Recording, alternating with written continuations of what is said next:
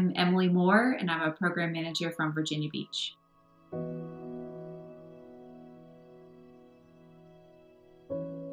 Was a pretty typical kid. I played a lot of sports. High school was a lot different. I think I internalized a lot of expectations from people that weren't my expectations of myself. So when I was 14, I was hospitalized for anorexia. I think the fact that I was a little curvier, I kind of hyper focused on that and just wanted to kind of minimize myself.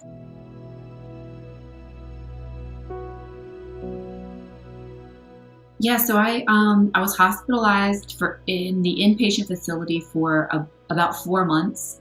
When you go to inpatient rehab, you agree to continued care afterwards. It's kind of like a contract they give you to graduate out of inpatient therapy.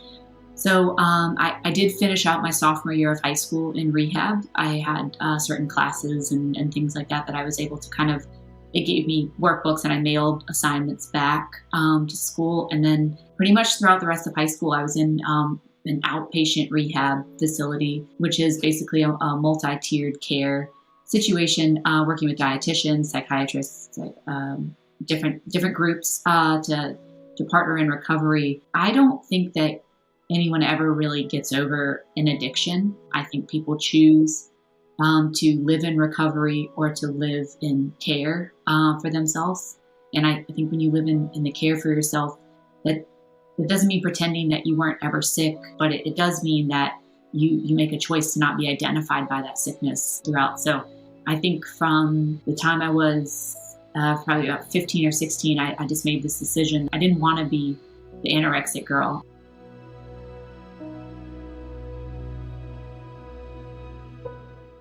When I was hospitalized, I weighed 71 pounds. I'm petite framed. So for reference, like for when people know me, I weigh 130 pounds now. And so that's about half of my body weight. And I'm a smaller framed person in general. And I think any person that has an addiction has some form of dissociative personality because they're able to disassociate from the addictive part of them. And so I worked really hard to just try to create a balance in my life where I know that I'm capable of disassociating to a point that can be very unhealthy.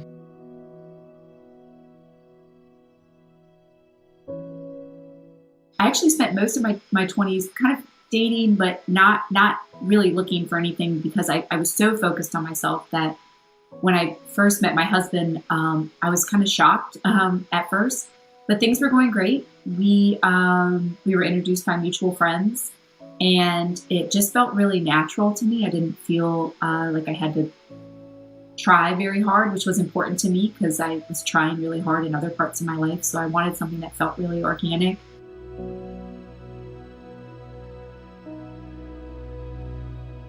I remember after a couple months of dating, he asked me one day, he said, do you have a high stress job? And I said, yeah, I think that's why I don't sleep very well. And I just have, some other thing. I feel like I'm just off and I just need to get through this part of my job and then I'll be on the other side and things will be better. I found out right after my 32nd birthday that I was pregnant. So I was nervous. I didn't really want children. He really wanted children. So he was super excited. Something was wrong at work. I just knew. I called my OB and I said, I need to come in. Something's wrong.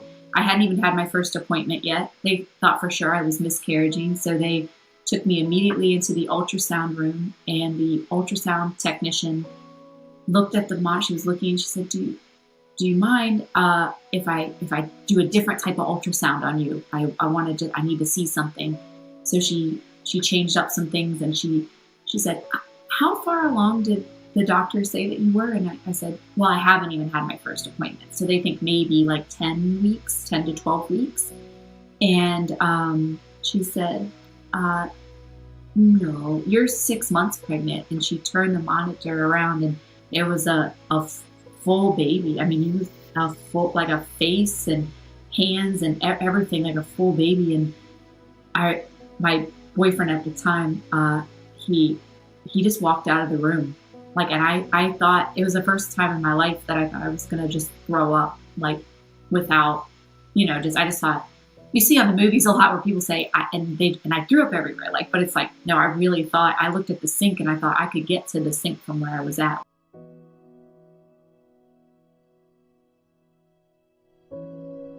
Yeah, well, then it kicked in the shock of after having him. I was 6 months pregnant, and then he was born 2 months early, so I was pregnant for a month that I knew about. And then he was in the NICU for a while, and during all of this, it wasn't about me anymore. It was about like this baby that we like weren't ready for, that we didn't have things for. I My friends planned a baby shower for me, and he was born before the baby shower. Like, just like everything was just chaos, and it took like 6 months for it to feel like it wasn't chaos, and about this baby.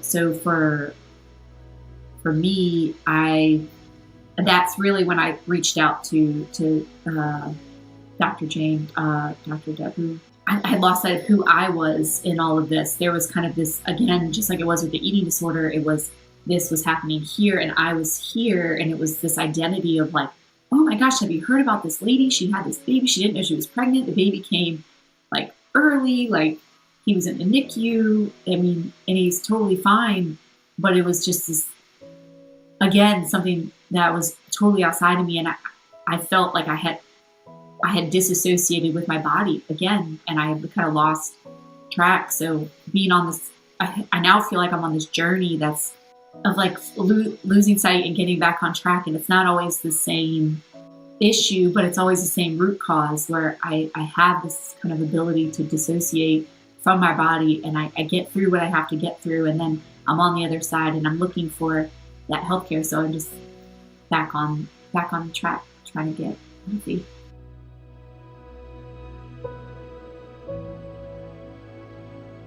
The two big treatments that have helped me the most have been acupuncture, one, but I think without the second one, which is the supplement test. So understanding what I was deficient in and not guessing, not just throwing a multivitamin at it and hoping it fixes it. But without that, I don't think I'd be where I am today. My adrenals were sluggish. She helped with different supplements as I needed them, because you don't always need supplements all the time. So kind of saying, okay, we don't need that anymore. We need this. Like without the supplement checks and having somebody monitor what I was deficient in and what I needed, that was game changing for me for sure.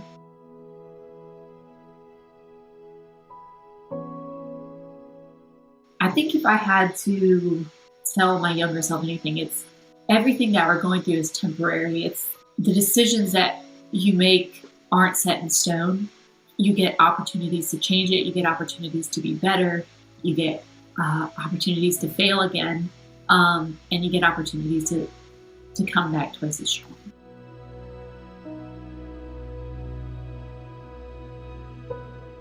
Yeah, my self-care treat is silence. I think that's the best time to just be to myself, and to listen to myself. I think we live in a culture that's really instant gratification with social media and podcasts and music and TV and everything. It's just nice for me to turn all of that off, and for it to be really quiet for myself. So it's just me and myself together, spending time together, because it's super important for me to love myself.